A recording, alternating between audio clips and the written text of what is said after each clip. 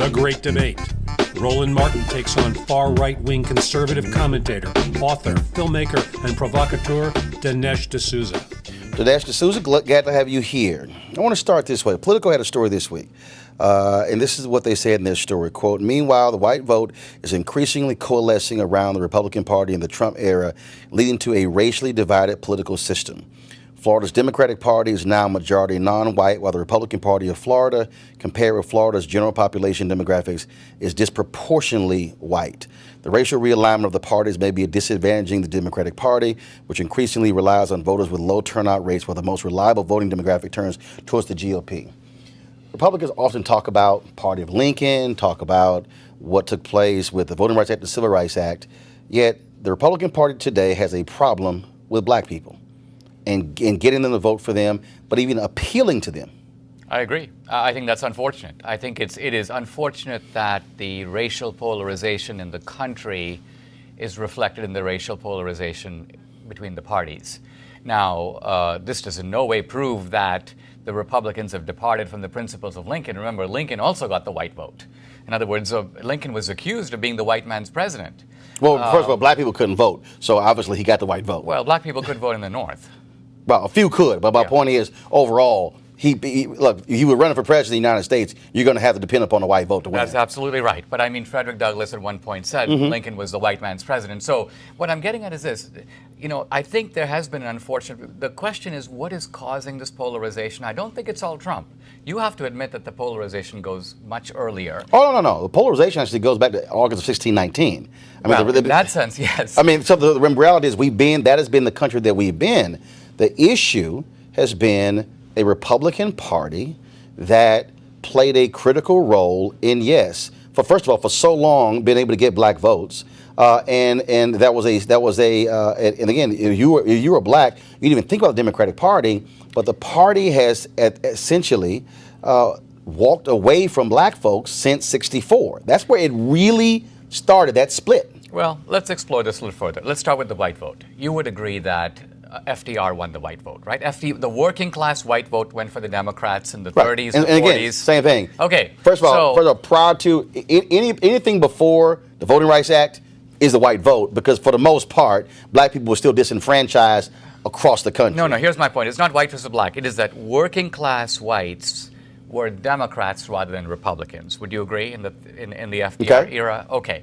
What I'm saying is that the Democratic Party began to alienate those voters, not just on cultural or racial issues, but also economically. It allowed globalization to wipe away their jobs and paid very little attention to that important demographic change. So here's what I'm getting at. Trump was shrewd enough to recognize this and appeal to those voters, but his appeal wasn't a racial appeal. His appeal was a jobs appeal. So if working class guys who used to identify with the Democratic Party because their jobs were secure through unions, now identify because they think Trump cares more about them than the Democrats, that's not a racial change. Well, he was actually making a racial appeal. So even go back further than that, because if you talk about what took place with unions, you had a Republican Party that really went, especially if you look at Ronald Reagan and going forward, was in many ways going after unions in different ways. It all depends on what unions we're talking about. Trade unions maintained more of an alliance with Republicans, but because the unions became more service-oriented, that's why you saw more black and brown people, and so you had a split. Republicans love police unions. They don't like other types of unions. So it depends upon the kind of union we're talking about that appeals to the Republican Party. But in fairness, first of all, Reagan was a union guy from the Screen Actors Guild. Second of all, Republicans are ideologically against the idea of the kind of government protections that unions demand. That's an ideological point. It's not a racial point. Republicans are happy to enforce that point neutrally, whether it's a predominantly white union or predominantly black union. So you can't take conservatives and take our ideological position like small government and accuse those of being disguised arguments for race, because that is consistent with an ideology that we apply across the board. Well, there are different types of Republicans, if we want to be honest, and different types of conservatives, because there are individuals. I take Texas. For the longest, Texas had, everybody who was elected in Texas statewide, they were Democrats. That was a different type of conservative. But there's a difference between folks who have been democratically conservative and Republicans who have been conservative. One of the issues that we still also within the Republican Party, you have different Republicans. You have those who some call national security Republicans, others call economic Republicans, and others who call social conservatives, and then you have those who might call themselves, as being moderate. The issue to me today. But look at you named 4 categories, and none of those categories are predominantly racial at all. So let's take the national security guys. They're against ISIS. They want a strong America. They're not against Muslims. They would be against Russians if the Russians did the same thing that ISIS did. Second of all, the economic conservatives are all about small government. The social conservatives came mainly about issues like abortion. So what I'm getting at is you see a party that's not defined racially, but nevertheless has a constant effort to pin the racial tail on the Republican donkey, even though that's not what motivates us. But here's the piece, but it is there. I mean, the fact of the matter is, I'll give you a perfect example. When I had the show Washington Watch on TV1, we offered blanket invitation to any member of the Republican conference to come on the show. Anyone, at any time. Virtually no response. And in fact, they called Sean Connor, who was an African American at the RNC. Hey, what do you think? And Sean said, y'all should go on the show. If you want an opportunity to talk to black people, this is the only television show that's a Sunday morning news show. Wouldn't do it. Tom Price came on. Pete Olson came on. Tom Price came on twice. Olson came on. When Alan West came on, I told Alan West the same thing. Alan West told his press secretary, he said, send an email right down to every press secretary in the Republican conference, and they should come to Roland Martin's show. He said he will give them a fair hearing and opportunity for them to talk about these issues. No response. And I keep saying to Republicans, you can't go on one hand, why are black folks voting Democrat when you have Republicans who make no effort to even go after black people because there's this fear of what are the issues that are going to come up? The Republicans, look, and I think Trump is in a different category here, but generally Republicans are scared of the race issue. And they're scared that they will be accused of racism and they will not know how to respond. How about you respond based upon issues? I couldn't agree more. But part of it being scared is because they have to deal with the realities also of policy. So for instance, on this show, we talk about the issue of voter suppression constantly.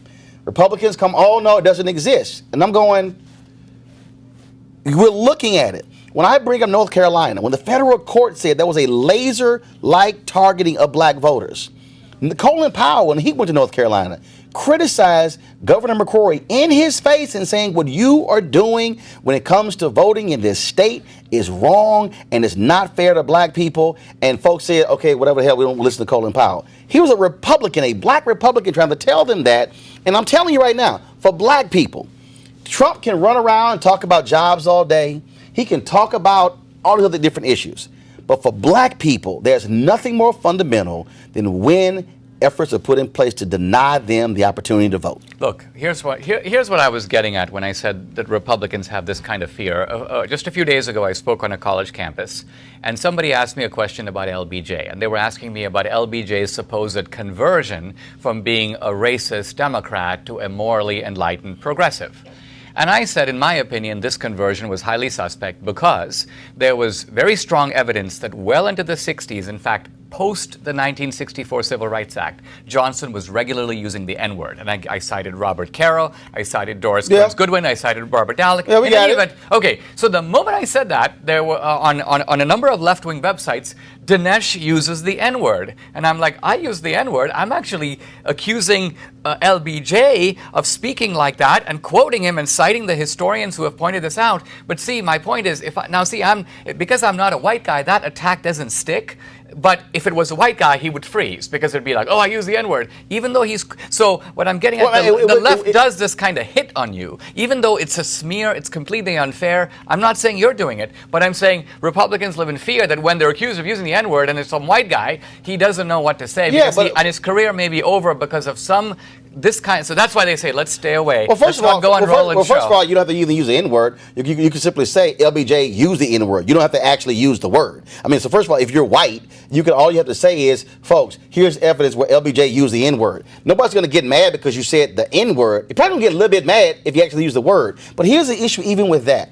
even with that, Republicans bring that up, but there's no denying where LBJ was on driving through those policies, how they would impact black people. Of course, now, the argument first of all, it's a whole. First of all, there were a whole bunch of white folks who used the N-word because that was just a common thing for them. But I can still look at if you look at again, Civil Rights Act, Voting Rights Act, Fair Housing Act, there was no greater politician during that period who said, we're going to make this thing happen, even over the objections of his fellow Southern Democrats. Well, LBJ made a calculation that the demographics were changing, that there was a great black migration, blacks were voting in much greater numbers. Also, the white vote was already moving toward the Republican Party in the 50s. In any event, I'm not disagreeing that LBJ pushed the Civil Rights Act. I'm questioning what his motivation was. I think it was tactical. I think he was looking at the long-term interests of the Democratic Party. But Abraham Lincoln was tactical. Of course it was. You have evidence. I mean, Abraham Lincoln literally said, if I can save the Union, and slavery exists, fine. If I can save the Union and then get rid of slavery, fine. My goal is to save the Union. There's documented evidence of LBJ's feelings about black people, about slaves. And so there's always a motivation for a politician. The question is the end result of what they did. The reality is, with all the motivation of Lincoln, which of course Lerone Bennett laid out in his book Before the Mayflower, and all those different issues about Lincoln, the reality is Lincoln still signed the Emancipation Proclamation, which freed the freed slaves in the territories that were involved in the Civil War. And then you had to still battle after that. And so you still had that issue. Same with LBJ. But the problem that I still see is this here, from a Republican Party. When I use the phrase, they're scared of black people, I'm telling you, black Republicans, who I've known all my life, it drives them crazy when their own party, they won't even listen to them. And they're sitting here going, guys, you will never get black people to listen to you if you're afraid to even walk into the room and sit and talk with them. Well, here's a profound exception to your rule, and that you may be surprised to hear is Trump. I mean, I don't know if Rasmussen is correct in saying that Trump's support among African Americans is 40%. Let's say that they're overcounting. Let's say it's 30%. Republicans normally have trouble, as you know, getting 10%. So a 30% would suggest that here you have a guy who doesn't have that fear, and here you have a guy who actually he does have the fear. I don't think he does. Actually, he does. I've been at the table with him twice. You look at all the rallies he does. You're not seeing him doing rallies where there are black people. He won't. No, this is a fact. And I've been trying since he won't sit down with black media. He won't do any of those interviews.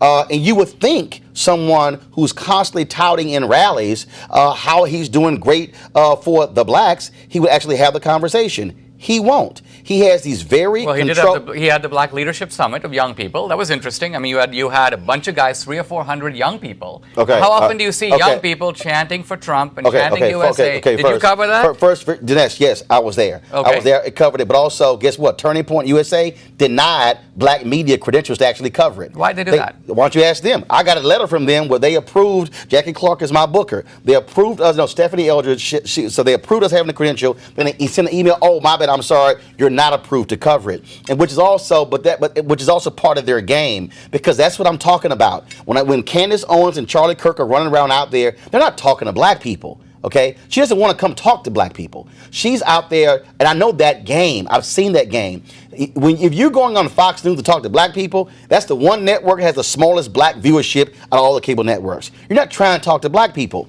Donald Trump as well doesn't want to have those conversations. I've sat there twice in the White House. As a part of the anchors asking him questions. And these are the issues. What they want to do is, and this is the problem for Republicans, for white Republicans, they want to have conversations with black people on their terms. Well, I don't not the terms of the people. I'm not sure if that's it, because let's look at it this way. I do think that there is a group, let's just take, for example, the Black Caucus, which has a vested stake in the Democratic Party, and its agenda mirrors the Democratic Party's agenda from A to Z. So, first of all, the Black Caucus is the largest caucus in the House among House Democrats. I'm not denying it's a legitimate caucus. I'm simply saying that you can see why a Republican who sees that those guys are dug in one camp are going to say, listen, if we want to talk to African Americans, we don't necessarily want to do it through the channel of the Democratic Party. So the bottom line of it is, I don't see. So who are you going to talk to? Well, is there any reason Trump can't go to Detroit or Chicago or? There's Oakland? no reason, but he won't do it. Why won't he do it? Well, you need to ask him. Maybe. No, he literally. I think he should do it. But he won't do it. He won't, but it's not just him. I can go across numerous. Let me ask you this. I'll give you an example. I'm born and raised in Texas. Okay. I'm still registered to vote in Texas. Ted Cruz sent out an email, a tweet, where he was critical of Beto O'Rourke, some statements that he made about police brutality when he was speaking at a black church. Ted Cruz has absolutely no video of him even visiting a black church. Okay, that wasn't even consideration. And I keep making the point to Republicans. I can show you. Here's the proof of Republicans who made an effort to, one, respect black people, talk to black people, and work with black people. George Vinovich. George Vinovich was the mayor of Cleveland. While he was the mayor, he wasn't scared of black people. They actually were at the table, and he worked with them. He got 40% of the black vote when he ran for United States Senate. And then, when he ran for governor. Significant black support. Significant black support when he ran for U.S. Senate. Why? Because George Vinovich wasn't scared of black people. He actually sat down, talked to them, worked with them. That's the difference. The reason there's this schism between Republican Party and black people is that white Republicans across the board do not want to engage black people on issues that they care about. They want to say, hey, here are two issues that we got, and that's good enough. Well, now, there is another side to this that is a little bit firm but needs to be brought up. And that is that it is always a danger for any group to put all its eggs in one basket. So, for example, let's take the African American vote. If the African American vote is 90% in the Democratic bag, right? A Republican's going to say, look, I'm only competing for 9 or 10%. Maybe I can push it up to 12. Hold on. But ask why. I agree. Right. But ask why 90%. This is very simple. Okay. And I'll just this. I'm gonna just use an example that all of us can understand. You and I in high school. There's a woman. We want to ask her to go to the prom. You don't even talk to her. You don't even look at her. You don't even wave at her. But I do. Oh, your example doesn't work. No, here's the deal. If you don't even make the attempt, you're never going to get somebody. Right. If you don't even say hello to them, okay. if you don't even meet with them, and black people are smart enough to go, wait a minute. If you don't even come by, if you don't even talk to me, you don't even engage me, you're never going to get that person's vote because you don't exist to them. I know, but that mistakes the cause and the effect. Let me explain what I'm talking about. I've only seen him my whole life. Right, but you're acting as if blacks aren't voting for Republicans because Republicans aren't courting them more. There's a grain of truth in that, but the deeper thing is this. The black vote moved from the Republican Party, where it had been for 40 years, going back to Lincoln's days. Longer than that. I mean, it moved to the Democratic Party in the 30s. Well, it was moving there, and that also was because of Herbert Hoover and the Lily White movement in 1928, when you had white Republicans who were aligning with Southern Democrats with that Lily White movement. But even then, even in 1928, Ida B. Wells was still campaigning on behalf of Herbert Hoover, and Claude Barnett was saying, wait a minute, what's going on here? Of course, FDR comes in, but even Eisenhower got a significant percentage of the black vote. As did Nixon. Same thing. But so when you say the numbers, basically Republicans, where Democrats are today with the black vote, that's where Republicans used to be.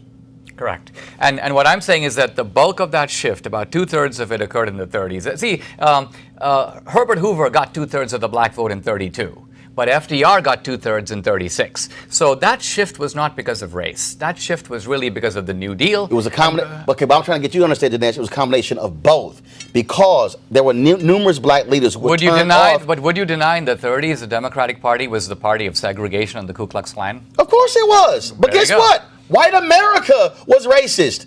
America was racist. The reality is, after the Civil War, the Great Compromise of 1877, black Democrats called out the Republican Party for agreeing to the Great Compromise of 1877. Black Republicans said, y'all sold us out. And so Republicans agreed to that compromise, which put in place Jim Crow. but they still were able to get black votes. This is still the issue today. So, perfect example. I hear Republicans talk about 64 Civil Rights Act, 65 Voting Rights Act. Supreme Court gut section for Shelby v. Holder. Sensenbrenner, Republican, Wisconsin, has a bill, says, you know what, we need to address this. Republicans won't touch it. Goodlatte wouldn't even have a committee hearing. These are all Republicans. Okay? So when Republicans start talking about Party of Lincoln and look what we did with the Voting Rights Act, well, why won't you do anything about the Voting Rights Act today? Why won't you even have a hearing? Why won't you even address it? Because there's a lot of, it's like the immigration debate. The reason that, look, you're asking a different question. Why has there been a breakdown of the traditional types of compromise that parties can make? So, for example. No, that wasn't the question I asked. No. That wasn't the question I asked. But that's the correct question. I'll tell you why. No, the question I asked was, if the Republicans tout Lincoln and tout their support for the 65 Voting Rights Act, why won't Republicans today deal with the Voting Rights Act in Section 4 being gutted in Shelby v. Holder? Partly because the Republicans suspect that the Democrats' complaint about issues like voter ID and so on are a ruse for letting illegals vote. That's and nonsense. No, it's not nonsense. It's nonsense, Dinesh. If it's nonsense, why don't you address it? Dinesh, it's nonsense. If it's not an issue. I have, Dinesh. Is it different? Here's what it is. How difficult is it to get an There ID? is document. First of all, how hard okay, hold on. Let me walk you through it. Okay. This is what happened in Pennsylvania. Okay. The head of the Republican Party in Pennsylvania in 2012 stood up and said Mitt Romney is going to win Pennsylvania because of voter ID. That's what he said. Here are the games Republicans play.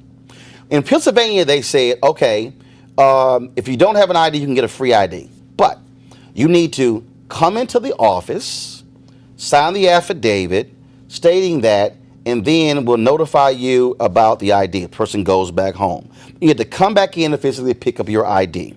They broke down the study of how many people who were elderly, one, how that going back and forth on a couple of occasions ain't the easiest thing in the world, and how difficult that was.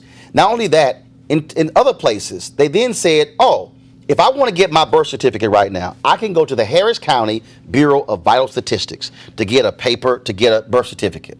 This is a certificate that shows when Roland Martin was born in the hospital. Republicans said, no. You need to get the one with the raised seal. Now, even though this is an official state document, they then said, no, have the raised seal. You had some folks who were married 50, 60 years ago. You got to have your marriage certificate.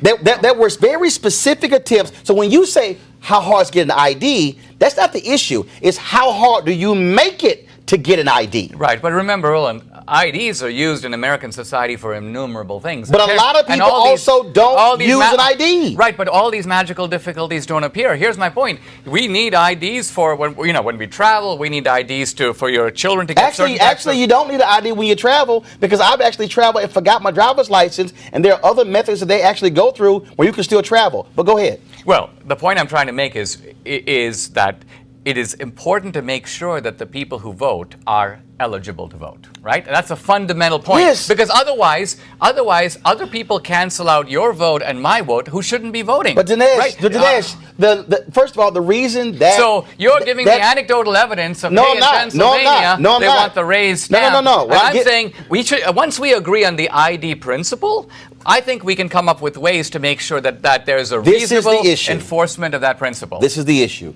As long as you have Republicans who are systematically creating ways to limit folks from voting, that's the problem. You have a situation in Texas.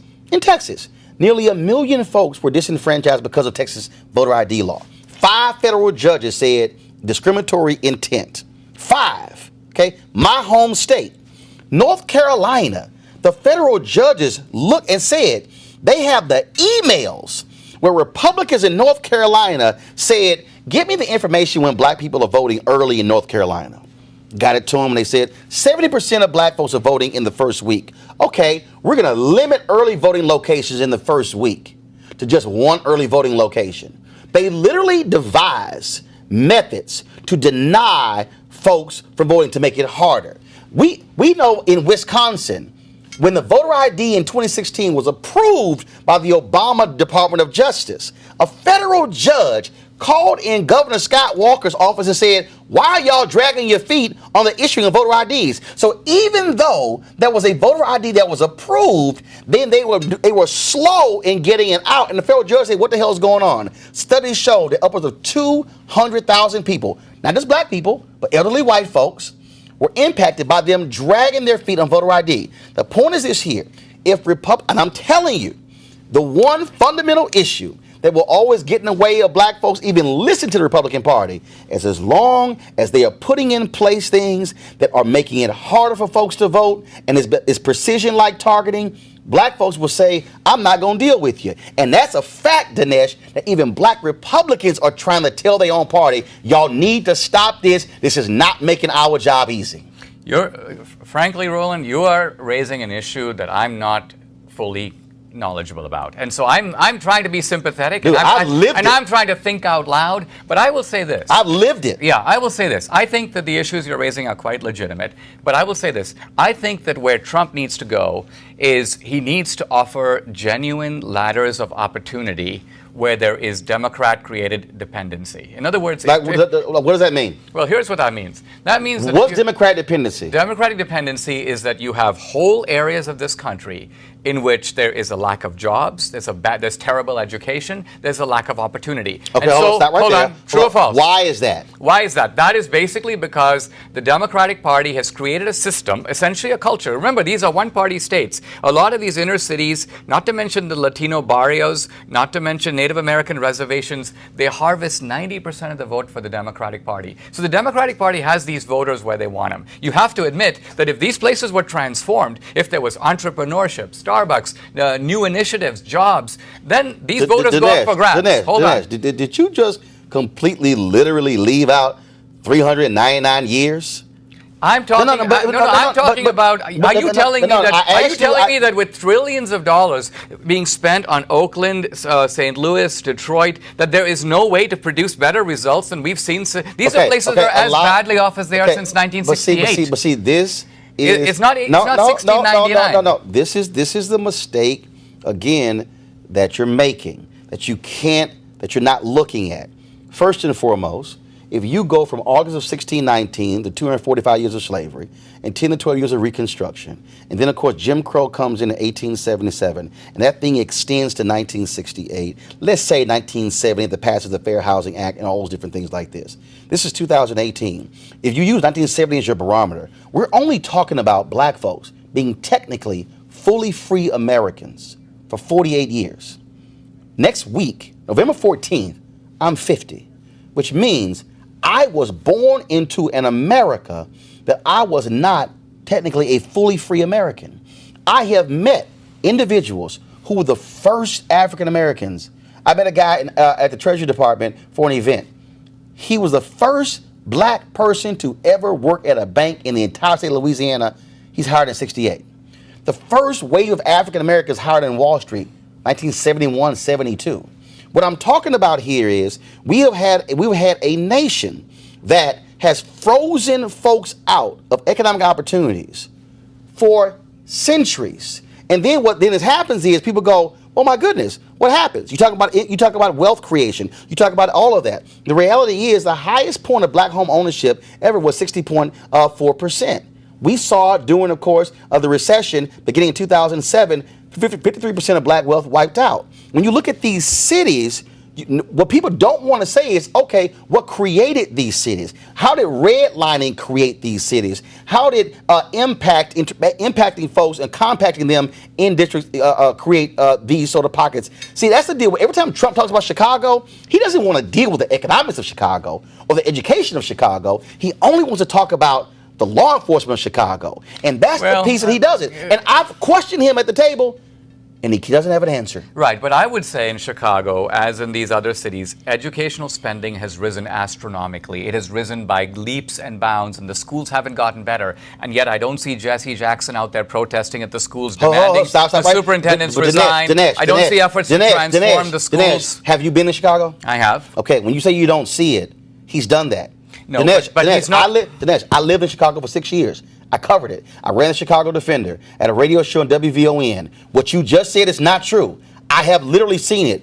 Jesse Jackson, as a particular high school in Chicago, when one of the schools where he visited, where they had a school pool, no water in it, dilapidated, and where he went to Arnie Duncan and said, how in the hell you got a school that this is dilapidated? This needs to be repaired. He's done that. He's done that. And so what you're saying he hasn't done, he's actually done. No, I'm not saying that. I'm saying that the Democratic Party runs Chicago, right? If they wanted to fix the schools, are you telling me they're incompetent? They don't know how to do it? Oh, I'm telling you exactly. First of all, let's deal with Chicago. Harold Washington ran for mayor in 1983, and when he went to the north side of Chicago, he campaigned with Walter Mondale, and their cars were pelted by eggs because white folks in Chicago said, "We don't want you. We don't want this black man to be mayor." See. I know all that. No. Hold Dinesh. But this is what you're missing out on. So you keep saying Democrats. I keep telling you white. I'm telling you, the issue in Chicago, it ain't a question of Democrat and Republican. The issue in Chicago is absolute, undeniable segregation and subjugation of black people. I'm telling you, that's what it is. I have sat there and I looked at it and I saw it. This thing goes back when black folks migrated, reading the Chicago Defender, Robert Abbott encouraging them come, moving to Chicago. That wasn't a Democrat thing. That was a white thing. And I'm trying to get you to understand, you keep making this thing Democrat and Republican. I'm telling you, it's a white thing in America. White supremacy and whiteness has created many of these systems that we have. And what we want to do is we want to act like it's a party thing when it's not. I'm not denying the power of white supremacy. White supremacy was invented in its most virulent form, as you know, by the Democratic Party in the aftermath of the Civil War. So it was used as a tool and an organizing principle, and the Ku Klux Klan was its military wing. And who benefited from it? Everybody who wasn't black. Well, it was a form of subjugation and theft. Right, precisely. So and what I'm saying is that if you were white, you benefited from that system. Whether you call yourself a Whig, a Republican, a Democrat, an independent, or nothing, you benefited from it. That's American history. All right. Now, pull back a little bit and let me tell you a little bit of history, because one of the advantages of being an immigrant is I come from a different culture and the world is a wider place. Now, when I left India in the 70s, 1978, India was the begging bowl of the world, right? And I could have pointed to and would point to hundreds of years of British colonialism. People they lived in the same place for centuries. There's tribalism, hierarchy. Anything that you describe here was 5 times worse. And the level of poverty far more grinding. Now here I am, I go back to visit my family now, and it's 30 years later. And I see people who are going to the seashore to wash their clothes.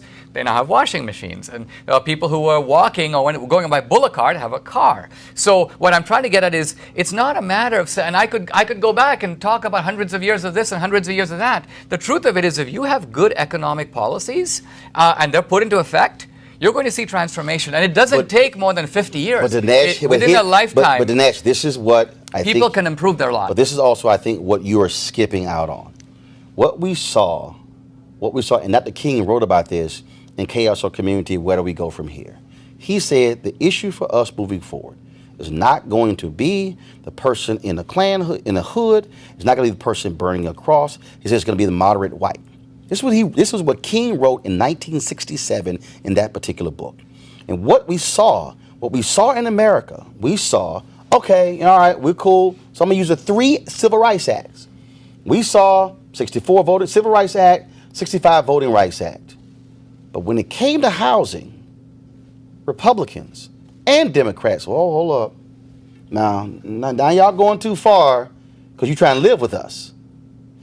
The Fair Housing Act was filibustered. And it was a combination of Democrats and Republicans who filibustered that from 60 all those years.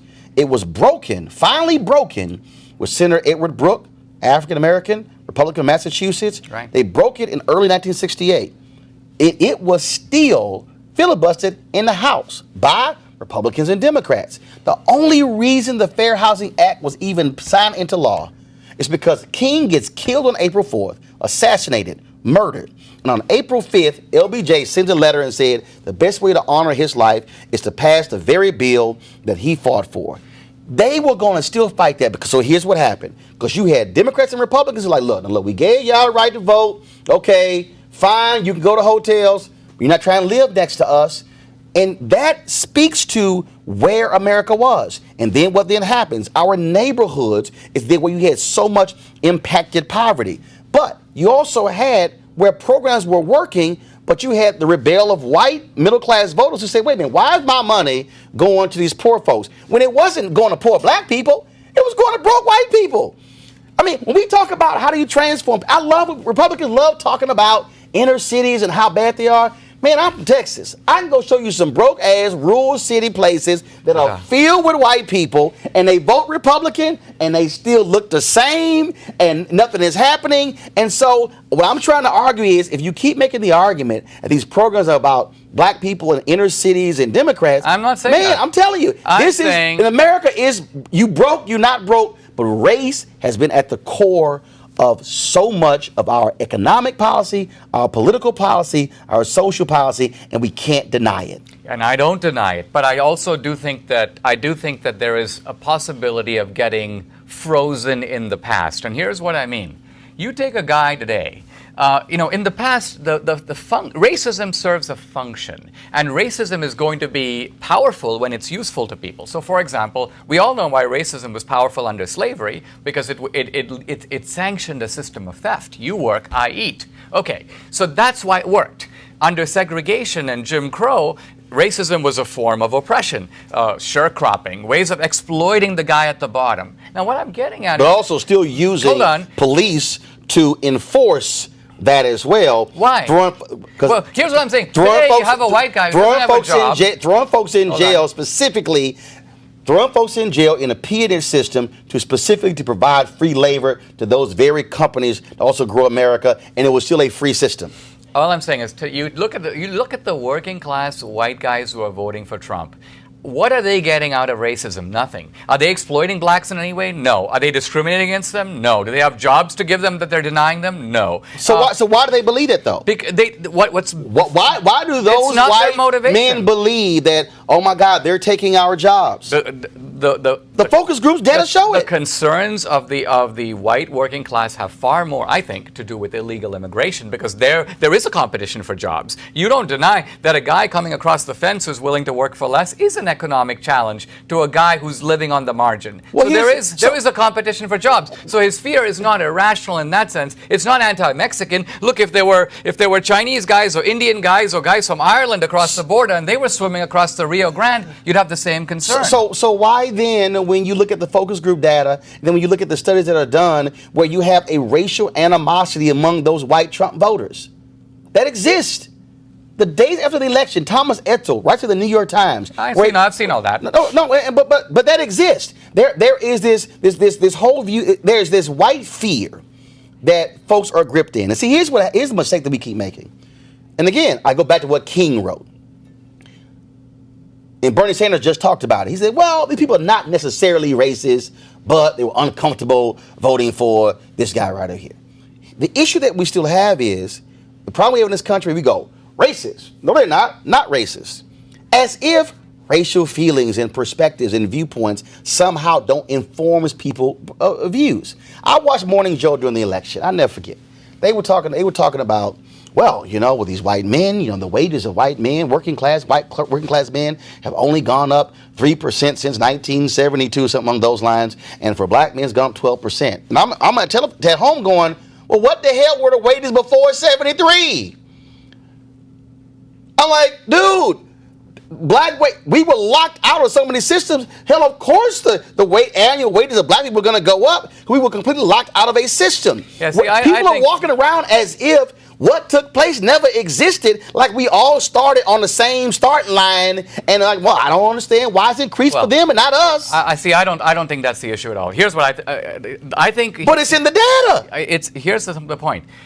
When a group experiences downward mobility, they blame somebody. Their situation, that's not supposed to happen in America. Very few groups have seen this. Very few groups have actually been going like this and then like that. Now, there are people who are stagnant and there are people who move up, but this downward mobility is even more traumatic when other people are going up. So the white working class is looking around and seeing that we've seen enormous American prosperity. I mean, when I came to America, the Dow Jones Industrial Average was, I don't even remember what it was, but it was in the hundreds. Okay, but 20,000. But here's right there. And this is the thing, and those white working class folks should realize. The Dow not about them. First of all, half of America doesn't even invest in the stock market. Okay? That is not about them. Okay, it's not even close to it. I'm using the stock market as simply a metaphor because it represents all the companies. No, so it reflects the state of the economy. But the problem with that, it's Dinesh, not your investment in the stock market. But the problem with that is that we go, oh, see, we're doing better. No. They are doing better. You're not doing better. When you look at what has happened in this country, we saw with the carrier workers. Trump came in, I'm going to save your jobs. Okay, they gave them some quick tax credits that lasted 6 months. And Kerry said, we're out of here. Automation is what's killing them. The issue that we're having with many of these people who are living in the middle parts of the country, where it's 90+% white, okay, they actually think we're going to go back to old America. They think, oh yeah, that one company is going to come back, it's going to supply this entire town with jobs, it's going to feed the general store and the restaurants and the coffee shop. That ain't happening. And they're sitting there going, oh, but Trump told me it's going to happen. It ain't happening. Well, when's the last time you went to a bank? Well, I go to the bank. Okay, I haven't walked to the bank in I don't know how long. I know. Do you know how many jobs have we lost because of that? Because of technology. How many jobs have we lost because of automation? You have immigration, you have globalization, which is to say free trade, and you have technology. And that's a perfect storm. You have 3 gale force winds that have been blowing against, wiping out whole industries. And the Chamber of Commerce that loves the Republican Party, they don't mind globalization. They don't mind trade. They love, and wouldn't you agree that the Democratic Party has not offered a serious alternative on any of these 3? On what? Globalization, what's their solution? Here's the deal. Trade.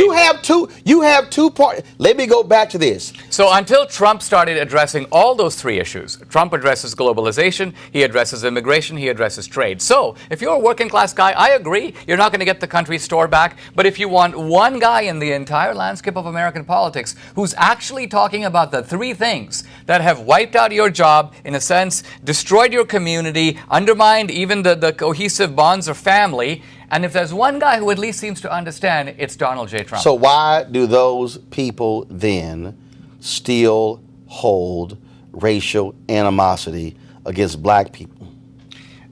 I think, unfortunately, some of the blame I lay at the feet of Obama.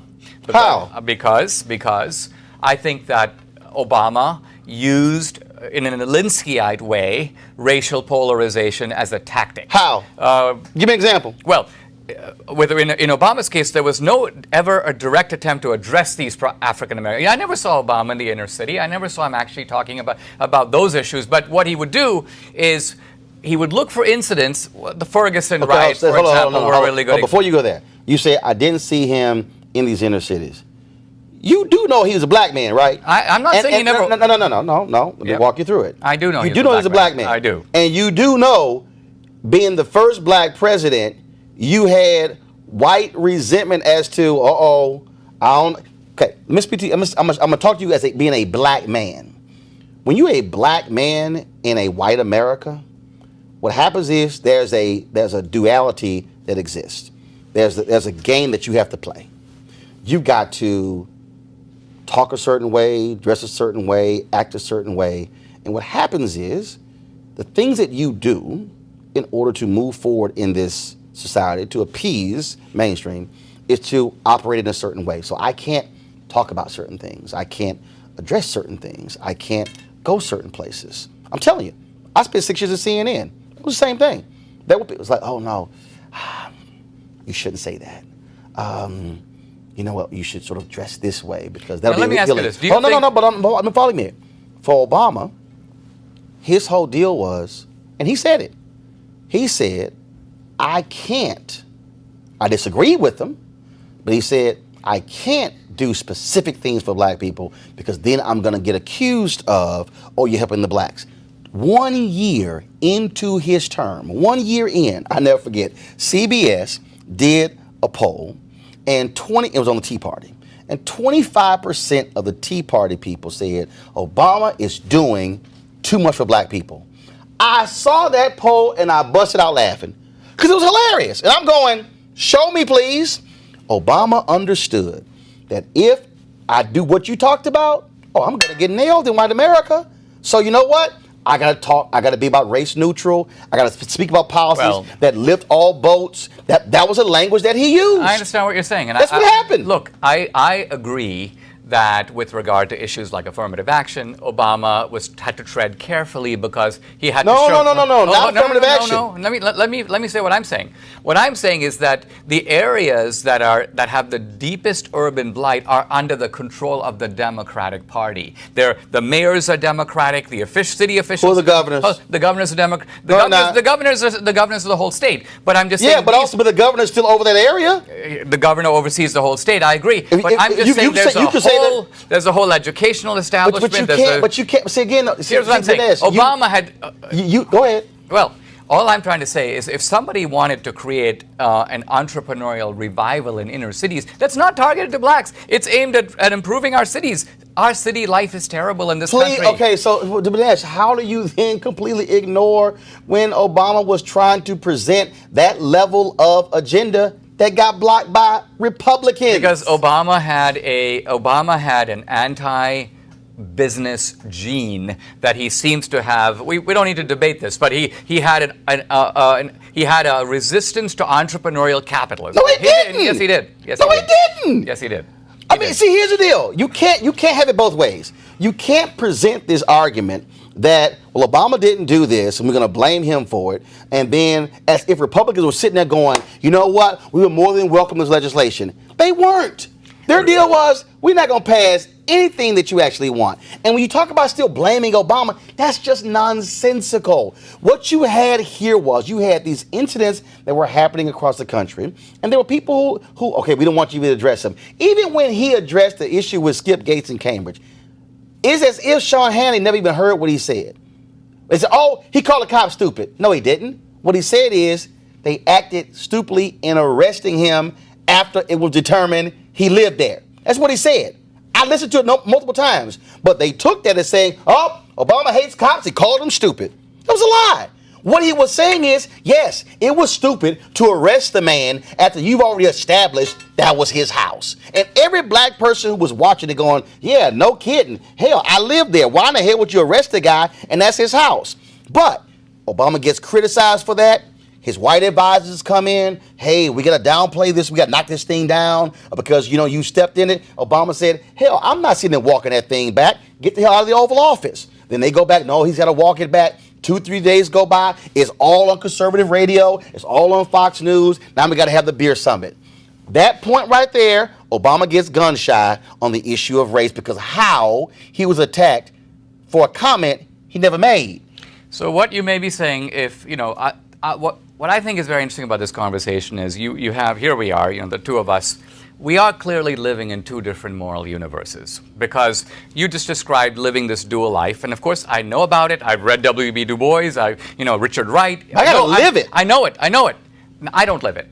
And I have to ask myself a little bit, are you describing an experience that is unique to African Americans in this country that applies to no one else? Actually, no. The answer is yes. The answer is yes. Okay. Because the reality is no other group has the history, has the ingrained history that we do. No other group. There's no. Correct. I agree. And that's part of the issue. So, for instance, so Republicans take control of the House and the Senate. They're debating on the floor of the House, and the Republicans want to get rid of an Obama-era law that targeted discrimination in auto lending. Their argument, this is hurting business. Black folks are going, no, it's hurting us because the data was there. The data showed that when somebody black came in, they were offering them higher interest rates when it came to vehicles than somebody who was non-black. What do Republicans do? Let's get rid of it. And Maxine Waters is on the floor arguing with the Republican on it, and that's the example I'm talking about. How simple is something such as anti-discrimination rules meant to target auto lenders so they're not discriminating against black people, forcing them to pay more, and one of the first things Republicans do when Trump gets in, we're going to get rid of that law. And I'm sitting there going, Republican, this is why black folks won't vote for you. And and so we talk about this whole duality. Here's the deal. There is no black man on television who could act like Sean Hannity or Bill O'Reilly or any one of them. Not one. Not one. You know why? Because, we have to act a certain way, talk a certain way, walk a certain way, because what we have to do is we have to make white folks feel comfortable with us being in their presence. We have to change who we are. I worked at CNN. I had a white female booker, who was yelling at me about a segment I did. And my natural instinct was to cuss her the hell out. But, I can't do that. I'm a black man. That's a white woman. That's the world that we live in. And what I'm saying is we have to understand how this still operates. We run the videos on my show all the time of some white woman calling the cops on a black person selling lemonade. On the other day, this woman called the cops on a black man because she said his car was 2 inches in the crosswalk. Stuff happens to black people that don't happen to other folks, Dinesh. No, look, and so here's the point. So imagine being black, and that's what you got to deal with every day. That the level of silliness that exists just walking, barbecuing, selling lemonade, just being black. And you try to be an entrepreneur, but damn, you're going to call the cops on me because I'm selling lemonade, and you ask me, I don't have a permit. Well, I will tell you that, look. It don't happen to white kids. Yeah, I have been in the precincts of the conservative Republican Party for 30 years. These kinds of complaints that you're making, I assure you, would get a very sympathetic hearing among any Republican group I know. The caricature that these are white nationalist Ku Klux Klan guys, nonsense. That's not true. I'm not saying that there isn't a constant political rivalry between the parties. I'm not saying that the two parties do whatever they can to undermine the other party's prospects. But I am saying this, that if you're making arguments that fit within, I would call it the colorblind principle. The colorblind principle basically means the same rules apply across the board. If a white guy wants to get certain terms to get a car, a black guy should have the same terms. I'm saying that colorblind principle is, in principle, as far as I can see, it has no resistance on the Republican side. Now, why? Because I'll tell you why. So why did they get rid of the law? Why? Because in some of these cases, the Republican suspicion, and we can debate the individual case, is that the law is actually trying to do something else other than enforce a clear colorblind principle. See, Dinesh, Republicans are not against. Dinesh, here's the deal, though. The data is clear. They have the data. It's there. Well, I've seen the data on bank lending. I haven't seen the data on automobiles. Look, I can tell you right now, as a black man, when me and my former wife went to go buy a house, you know what they asked for? They saw our income, and they said, can y'all bring in deposit slips? I said, hell no. There's nothing here that says I have to bring in deposit slips to prove my income. That says direct deposit. Deposit slips. I'm telling you what this experience is like.